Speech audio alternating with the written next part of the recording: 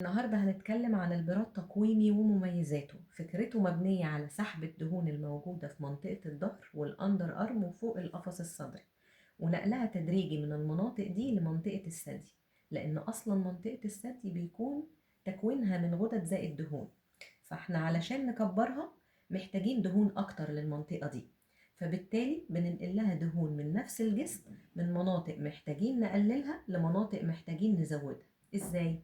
الفكرة في تصميم النسيج إن معمول بشدد متدرج في اتجاه القلب، وده اللي بيدي قابلية للدهون إنها تتنقل من مكان لآخر في الجسم بمنتهى البساطة.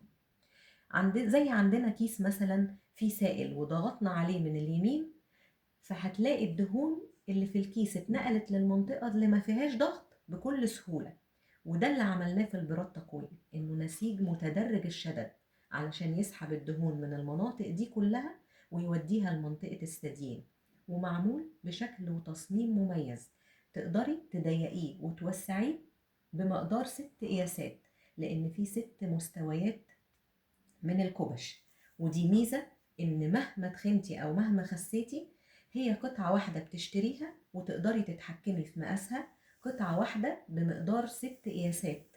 أماندا عملت لك البراد تقويمي مخصوص علشان يديكي شكل متناسق ومرفوع بطريقة طبيعية ويغنيكي عن التفكير في أي عمليات جراحية. نتيجة واضحة من غير تدخل جراحي ولا تعب. مع أماندا حلمك بيتحقق بأحلى شكل وأأمن حل.